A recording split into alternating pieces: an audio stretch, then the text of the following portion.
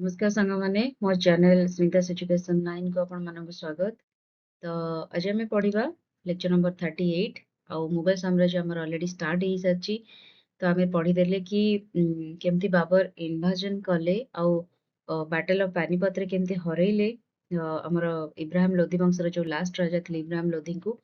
तो तापरे अफगान्स गोटे टाइम रे आसीगले जो बाबर गोटे चैलेंज थे अफगान्स माने। तो विषय थोड़ा टिके देखिबा। Although the Afghans had been defeated, they had not been reconciled to the Mughals' rule. ठीक अछि। तो अफगान माने डिफिटेड तो हेइथिले बाबरଙ୍କଠୁ किंतु सेमाने कोन करथिले मुगल रूल पई कि रिकनसाइल्ड हेइ नथिले। सेमाने गोटे जागारे देखंतु अफगान मानकर गोटे जिंस थिला कोन सेमाने जेतेबेले युद्धरे हारि जाउथिले सेमाने डिसइंटीग्रेट हे जाउथिले स्प्रेड कर जाउथिले डिफरेंट डिफरेंट रीजन को कोडे छुपी जाउथिले। तो तापर तांको भितर जदी केही गोटे सम्राट आसुथिले बहुत स्ट्रांग हे जाउथिले केही जने लोक और तापर सिए सब किछि को कंसोलिडेट करिकि सब लोक मानको एकत्रित करी पुणी गोटे आधिपत्य विस्तार करथिले। आउ से टाइम रे जो सम्राट रहउथिले तांको ऊपर से भारी हे जाउथिले तांको पुणी आक्रमण करिया पे स्टार्ट करथिले। तो अफगान मानकर ए जो टैक्टिक थिला सेटा सब बेले पई कि हमर इंडिया रो लोक मानकर इंडिया रो सम्राट माननको सब बेले हैरान रे पकेइछि। तो सेम फेस जिंस फेस करले बाबर जेतेबेले इंडिया भितर को रिटर्न आसले। तो हुए तो राजपूत माननको से हरई देले। तापरे इंडिया रे जो दिल्ली सल्तनत थिले तांको हरई देले। किंतु अफगान माने तांको पई गोटे चैलेंज हेइ रहि गले। तो तांको सहित से बैटल ऑफ घाघरा लढिले। तापरे बाबरकर एडवेंट भितर को बाबर आसला पर हमें देखिबा कोन कोन जिंस हैला हम इंडिया रे। तापरे तांको सक्सेशन किए रहिले तांको एंड लाइफ केमति थिला से विषय टिके डिस्कस करिबा। ओके, तो चलो स्टार्ट करिबा। तो अफगान रेजिस्टेंस कौन थिला मुगल रूल को सेटा देखिबा। Although the Afghans had been defeated, they had not been reconciled to the Mughal rule. Eastern UP was under domination of Afghan chief. हमर जो इंडिया रो ईस्टर्न यूपी रो ईस्टर्न पार्ट पर्टिकुलरली तो से eastern part रे अफगान माने बसवास करूथिले। तो सेठा माने dominant थिला अफगान चीफ मानकर। तो अफगान सरदार सेतेबेले being backed by Nusrat Shah the ruler of Bengal सेतेबेले बेंगल रे पर्टिकुलरली अफगान माने बहुत डोमिनेंट रोल करी सेठी गोटे चीफ मतलब अफगान मानकर गोटे अड्डा थिला सेठी से माने राज करूथिले।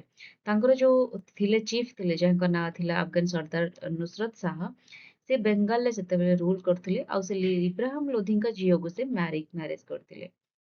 तो मोहम्मद लोधी जे कि इब्राहिम लोधीଙ୍କର ब्रदर थिले सी बाबर को एग्नेस्ट फॉट करथिले एट कानवा एंड कानवा तापर सेटे से डिफीट हेगी से बिहार को पळे आस्थिले।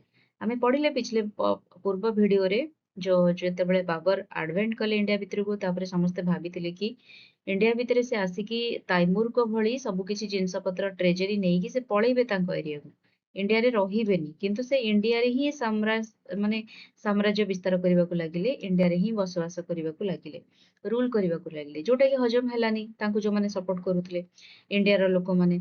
तो सी कोन इब्राहिम लोधीଙ୍କର जो भाई थिले मोहम्मद लोधी से कोन कले बाबर का एग्नेस्ट फॉट कले with the help of different Rajput rulers. तो एका बेले राजपूत रूलर माने भी हारिले आउ मोहम्मद लोधी माने भी हारिले बाबर कठू। तपर से कोन कले हारी की बिहार को पळे आसले आउ बिहार रे the Afghans held him as their ruler. तो बिहार रे तांकर जेहेतु नौसद साहब सहित तांकर भल रिलेशन थिला तेणु से बिहार रे आसिकी रूल कले and mustard strong under him. तो अफगान रूलर माने अफगान जो लोक माने थिले सैन्य सामंत थिले से माने तांको अंडर रे नरी सभा को लागिले। ठीक अछि। तो एठी गोटे बैटल स्टार्ट हबो जाको जे बैटल ऑफ घाघरा। तो जो मोहम्मद जो लोधी जे थिले इब्राहिम लोधी का ब्रदर सी जेतेबेले धीरे धीरे स्ट्रांग हवा को लागिले तापर स्ट्रांग होला परे कहीं ना कहीं से बाबर को पई गोटे थ्रेट बनिबा को स्टार्ट कले। तो सेति पई 1529 मसिया रे से कोन कले combined forces of Afghans and Nusrat Shah of Bengal at the crossing of river Ghaghra and compelled them to treat. तो 1529 मसिया रे से जो मोहम्मद लोधी तांको सहित आसिले अफगान रो जो रूलर थिले बंगाल रे पर्टिकुलरली से राज करथिले नुसरत शाह। तो ए दी जण मिसिकी कोन कले गोटे बाबर को विरुद्ध रे युद्ध घोषणा कले। तो बाबर बहुत कष्ट रे रिवर घाघरा निकट रे तेणु सेति पई ए युद्ध को कुहा जे बैटल ऑफ घाघरा। आउ से रिवर बहुत कष्ट रे बाबर से मानको माने बाबर सक्सेस हेले तांको रिट्रीट करिया पई कंपेल्ड करिवा पई तांको एरिया रो। ठीक अछि। Still he could not win A decisive victory. फिर भी माने मतलब तांको से पछकु तो घुंचेवा ପାଇଁ କି ରାସ୍ତା ଦେଖେଇଲେ, मतलब तांको से हरेइले, किंतु फिर भी कंप्लीटली हरेई परिबारे से सक्षम हेई परिले नाही बाबर। तापरे बाबर धीरे धीरे इल हवाकू लागिले, आउ तापरे से सेंट्रल एशिया रो सिचुएशन ପାଇଁ ବି ବହୁତ anxious ଥିଲେ, କାରଣ ସେଟା ତାଙ୍କ ହୋମ ଟାଉନ ଥିଲା। ଠିକ ଅଛି, ସେ ଯୋଉ ସେଣ୍ଟ୍ରାଲ ଏସିଆରୁ ଆସିଥିଲେ, ତା ଭିତରକୁ ଇଣ୍ଡିଆ ଭିତରକୁ ତ ସିନା ପଶି ଆସିଛନ୍ତି, ଏଠି ରାଜ କରୁଛନ୍ତି, କିନ୍ତୁ ଆକ୍ଚୁଆଲି ତ ତାଙ୍କର ସେଣ୍ଟ୍ରାଲ ଏସିଆ ନା। ତ ବାବର ମେଡ୍ ଆନ୍ ଆଗ୍ରିମେଣ୍ଟ ୱିଥ ଆଫଗାନ୍ସ, ତ ସେଥିପାଇଁ ସେ ଆଫଗାନଙ୍କ ସହିତ ଗୋଟେ ଆଗ୍ରିମେଣ୍ଟ କଲେ। ତାପରେ ସେ ଗୋଟେ ଏଠି ନୁସରତ ଶାହଙ୍କ ସହିତ ଗୋଟେ ଟ୍ରିଟି କଲେ। ତାପରେ ସେ ଆଗ୍ରାକୁ ରିଟର୍ନ କରିଗଲେ। ତାପରେ ନିୟର ଲାହୋର ଯେତେବେଳେ ସେ ରିଟର୍ନ କରୁଥିଲେ କାବୁଲକୁ, ତାଙ୍କର ଅରିଜିନାଲ ପ୍ଲେସକୁ, ସେଇ ଟାଇମରେ ଲାହୋର ପାଖରେ ବାବରଙ୍କର ଡେଥ୍ ହେଇଗଲା। ଠିକ ଅଛି, ତ ଏଇଟା ଥିଲା ବାବରଙ୍କର କାହାଣୀ ଆଉ ଆଫଗାନ ରୁଲର ମାନଙ୍କର କାହାଣୀ। ଆମେ ଦେଖିବା ବାବର ଯେତେବେଳେ ରାଜ କରିଥିଲେ ତାଙ୍କର ଚ୍ୟାଲେଞ୍ଜ କଣ କଣ ସେ ଫେସ୍ଡ କଲେ ଇଣ୍ଡିଆରେ। ଫାର୍ଷ୍ଟ ହଉଛନ୍ତି ରିଲକ୍ଟାଣ୍ଟ ନୋବେଲ୍ସ। ଆମ ଇଣ୍ଡିଆର ଗୋଟେ ଏଇଟା ହଉଛି ଆମର ମାନେ ହିଷ୍ଟ୍ରି କହିବାକୁ ଗଲେ ଗୋଟେ ଲୋକମାନଙ୍କର ତାକୁ କଣ କହନ୍ତି ଅଧିକାର, କି ଯିଏ ରାଜା ହେବେ, ଯିଏ ମେନ୍ ଅଧିକାରୀ ହେବେ, ତାଙ୍କୁ ସପୋର୍ଟ ନ କରିବା ଆମ ଲୋକମାନଙ୍କର ଅଧିକାର। ଠିକ ଅଛି, ଏଟା ହିଷ୍ଟ୍ରି ବି ୱିଟନେସ୍ ଅଛି ଫ୍ରମ ଦ ବିଗନିଂ। ରାଜାଙ୍କୁ ସମସ୍ତେ ସପୋର୍ଟ କରିକି ତାଙ୍କ ଅଣ୍ଡରରେ ରହିବା, ଖୁସିରେ ବସବାସ କରିବା, ତାଙ୍କୁ ସପୋର୍ଟ କରିବା, ଏଇଟା କେବେ ପସିବଲ ହେଇନି ଆଜି ଯାଏ।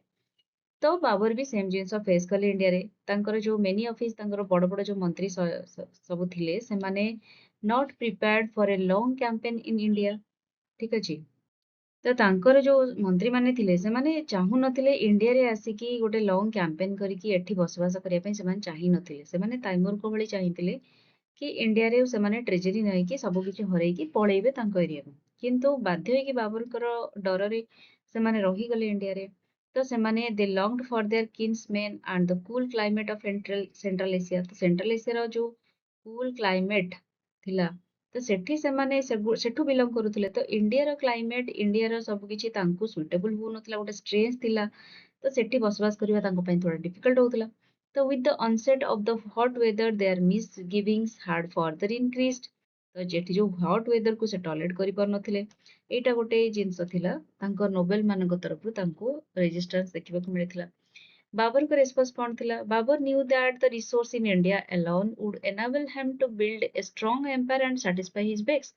ତ ସିଏ ଯେତେବେଳେ ଦେଖିଲେ ଇଣ୍ଡିଆରେ ଏତେ ଗୁଡେ ଧନ ସମ୍ପତ୍ତି ଭରପୁର ଅବସ୍ଥାରେ ଅଛି, ତେଣୁ ସେ କାହିଁ ନା କାହିଁ ଅନ୍ଦାଜା ଲଗେଇ ଦେଇଥିଲେ କି ଇଣ୍ଡିଆ ହିଁ ଗୋଟେ ମାତ୍ର ପ୍ଲେସ୍ ଯୋଉଠି ରହିଲେ ସେ କାଫି ସାରା ମାନେ ତାଙ୍କର ଯେତେ ସବୁ ନିଡ୍ସ ଅଛି ସେଗୁଡାକ ସେ ଫୁଲଫିଲ୍ କରିପାରିବେ, ତାଙ୍କ ନୋବେଲ ମାନଙ୍କର ଭରଣ ପୋଷଣ କରିପାରିବେ।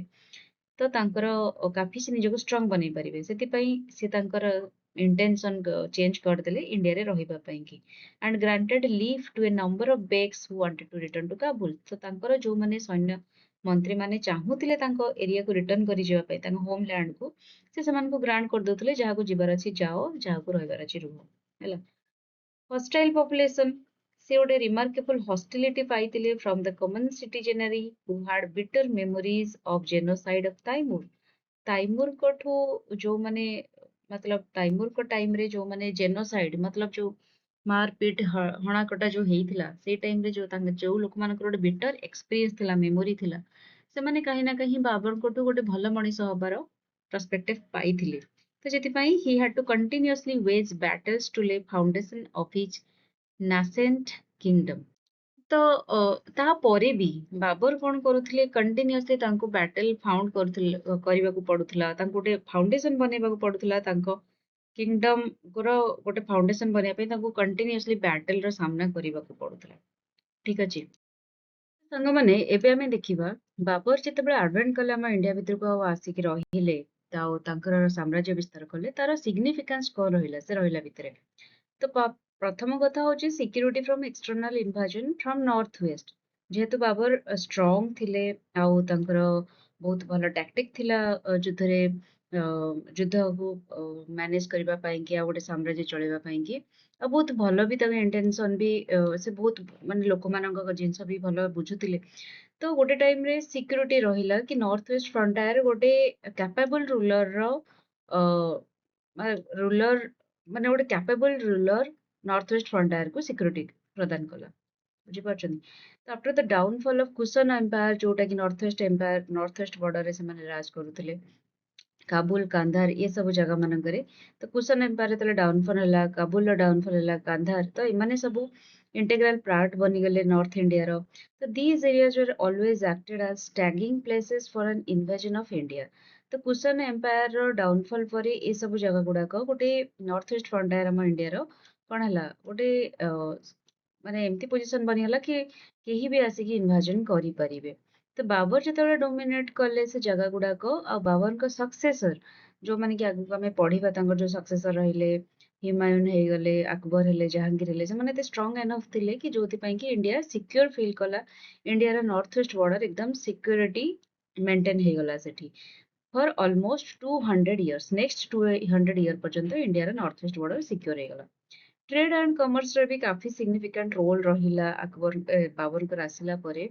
काबुल और कंधार कारण बाबर जो थिले से काबुल रे भी माने नॉर्थ वेस्ट हमर जो पाकिस्तान तो सेतबे इंडिया भीतर ही थिला अफगान बॉर्डर एंड अफगान रो किस्ता एरिया काबुल ये सब एरिया गुडा करे भी अकबर सिटी सॉरी बाबर सिटी रूल करूथिले तो डेफिनेटली बाबर काबुल कांधार ये सब जगह कंट्रोल करने द्वारा फॉरेन ट्रेड रो इंडिया जो फॉरेन ट्रेड काफी स्ट्रांग होगा लगे with China Mediterranean sea and ports of west ठीक अच्छे एटा हूँ सेंट्रल एशिया एटा हूँ वेस्टर्न एशिया ठीक अच्छे आम साउथ ईस्ट एशिया रोचे तो ये जो जिनस गुड़ाक रहा तो से एरिया जगह गुड़ाक फॉरेन ट्रेड बहुत भल को लगे India took a greater share in the great trans Asian trade तो जो ट्रेडिंग गुड़ाक काफी मजबूत रहा पॉलिटिकल रिकॉग्निशन भी धीरे धीरे मिलला इंडिया को जेहेतु Babur smash the power of Lodhis and Rajput confederacy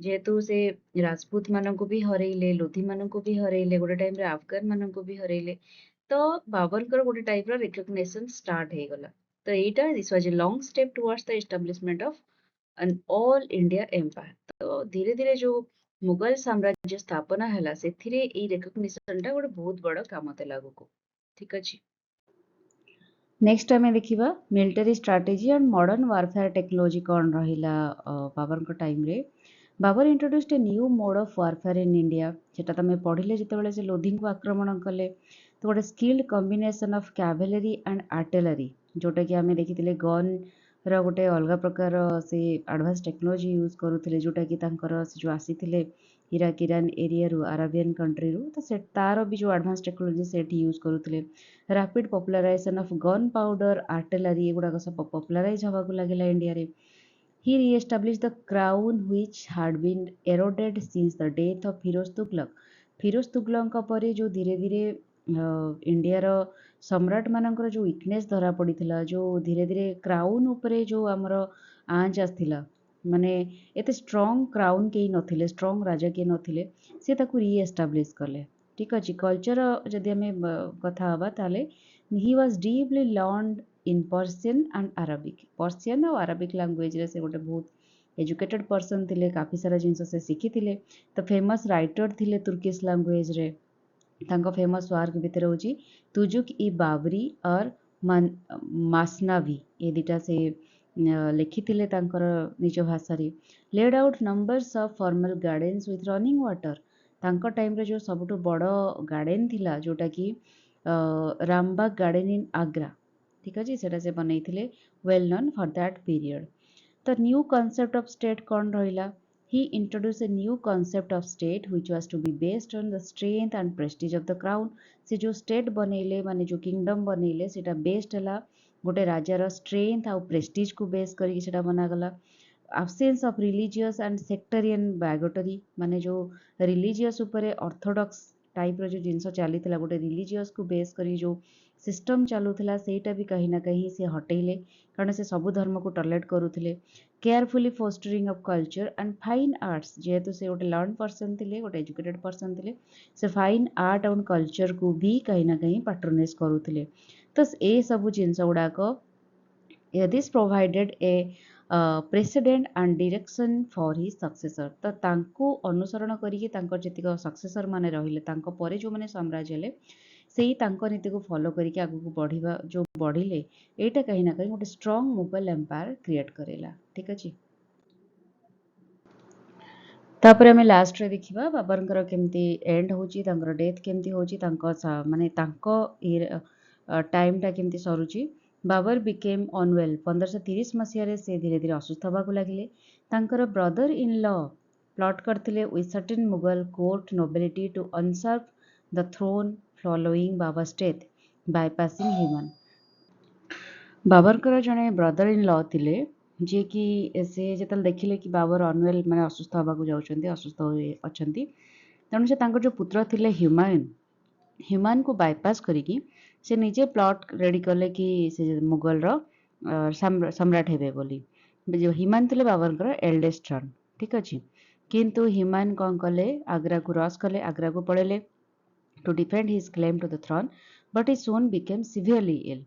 human तापरे कौन गले आग्रा को गले बाबर सेतेबेले जाउथिले काबुल को रिटर्न करबाकू चाहूथिले तो से समय ह्यूमन को से तांको पठेले कि नाइ दे जेतल से जानिले ए सब जिंस हबाकू जाउची बोली से तांको पुत्र ह्यूमन को पठेले तो ह्यूमन बहुत रसली भी जाइकी आग्रा रे पहुंचबाकू ट्राए कले आउ थ्रोन रे माने सम्राट हबा पई ट्राए कले।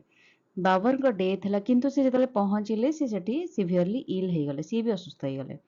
After Babur's death Babur at the age of 47 1530 मसीहारे तांको 47 एज हेतिला जेतले तांकर डेथ हला ह्यूमायून तापरे इनहेरिटेड द एम्पायर तापरे ह्यूमायून राजा हेले।